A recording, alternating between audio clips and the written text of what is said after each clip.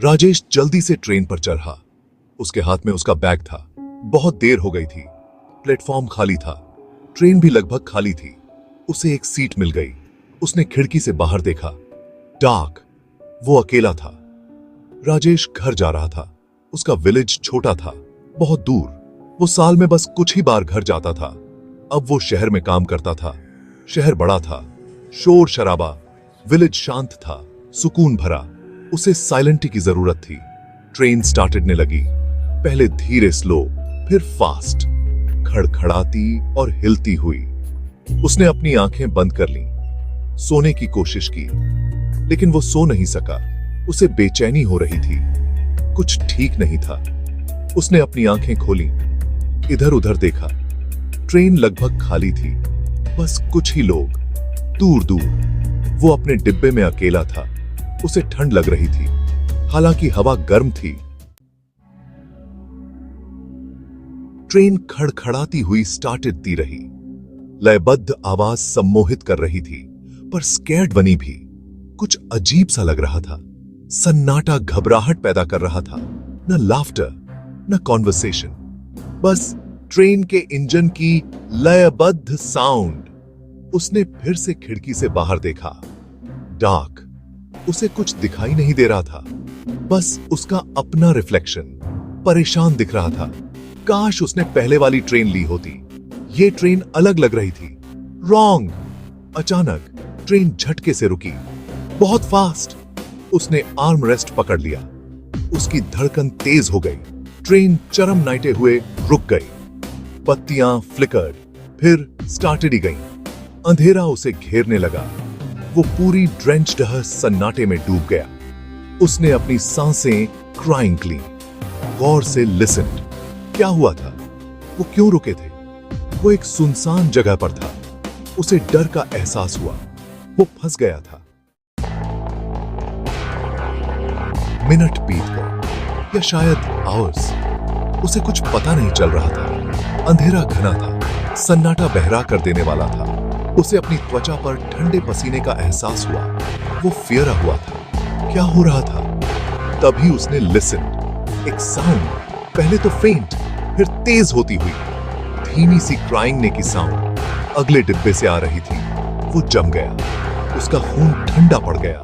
कौन रो रहा था और क्यों? वो उठना चाहता था, भागना चाहता था, बचना चाहता था, लेकिन उसके पैर मानो शीशे के हो गए थे। वो डर के मारे लकवाग्रस्त हो गया था। क्राइंग ना जारी रहा, स्लो, दर्द भरा, निराशा से भरा। उसे कुछ करना था। उसे देखना था कि क्या हो रहा था। धीरे धीरे वो खड़ा हुआ। उसके पैर ट्रेम्बलिंग रहे थे। उसने दरवाजे की ड्रेंच टफ एक कदम बढ़ाया। क्राइंग ने की आवाज तेज हो गई और क्लोजर। उसने दरवाजा पुश्ड।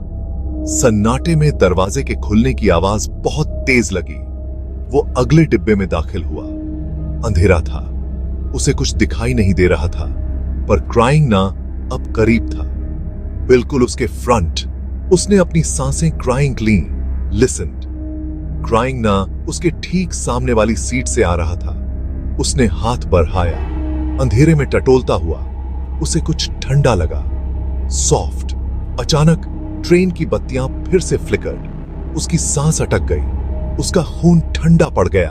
उसके सामने एक औरत खड़ी थी। उसके लंबे काले बालों ने उसका चेहरा ढाका हुआ था। उसने सफेद साड़ी पहनी हुई थी, खून से सनी हुई एक सफेद साड़ी। उसने धीरे से अपना सिर लिफ्टेड। उसका चेहरा पीला था। उसकी आंखें धंसी हुई थीं, निराशा के काले पिट्स। उसके होंठ एक खामोश चीख में पीछे हट गए थे। उसने अपनी ड्रेंच डेफ हाथ बढ़ाया। वह प्रेत उतनी ही फास्टी से गायब हो गया जितनी फास्टी से प्रकट हुआ था। ट्रेन फिर से चल पड़ी। बत्तियां ठीक हो गईं। राजेश वहीं जड़वत खड़ा रहा। उसका दिल उसकी पसलियों से बाहर आने को हो रहा था। वो ठंडे पसीने से तरबतर था।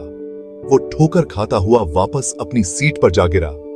उसे अपनी आंखों पर यकीन नहीं हो रहा था। क्या यह सच था या उसके डर ने उसके साथ खेल गेमा था? वह नहीं जानता था।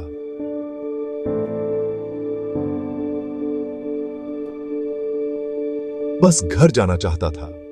बाकी का सफर एक धुंधली याद की ड्रेंच ढह बीत गया। ट्रेन के हर खड़खड़ाहट और आवाज से उसकी रूह ट्रेम्बलिंग जाती थी। वो उड्रेंचने के लिए बेताब था, अपने पैक्राइंगम के नीचे जमीन महसूस करने के लिए। आखिरकार ट्रेन उसके विलेज के स्टेशन पर आकर रुक गई। वह ट्रेन से कूदकर बाहर आ गया। उसने ताजी हवा में गहरी सांस ली। वो घर आ गया था। वह सुरक्षित था, या उसे ऐसा ही लग रहा था। वह शांत विलेज में चल पड़ा। जाने पहचाने नजारे और साउंडें सुकून दे रही थीं। वो पुरानी चाय की दुकान पर गया। उसे कुछ गर्म चाहिए था, कुछ ऐसा जो उसकी घबराहट को शांत कर सके। काउंटर के पीछे श्याम दादा थे। जब तक राजेश को याद था वो वहीं थे। उनके पास हमेशा एक मीठा बोल और गर्मा गर्म चाय तैयार रहती थी। जैसे ही राजेश उनके पास पहुंचा, उन्होंने ऊपर देखा। लगता है भूत देख लिया राजेश, श्याम दादा ने हंसते हुए कहा। क्या तकलीफ है? राजेश हिचकिचिया। क्या उसे ट्रेन में उस औरत के बारे में बताना चाहिए? क्राइंग ने के बारे में? खून से सनी साड़ी के बारे में? उसे यकीन नहीं था। उसने धीरे धीरे शुरू करने का फैसला किया।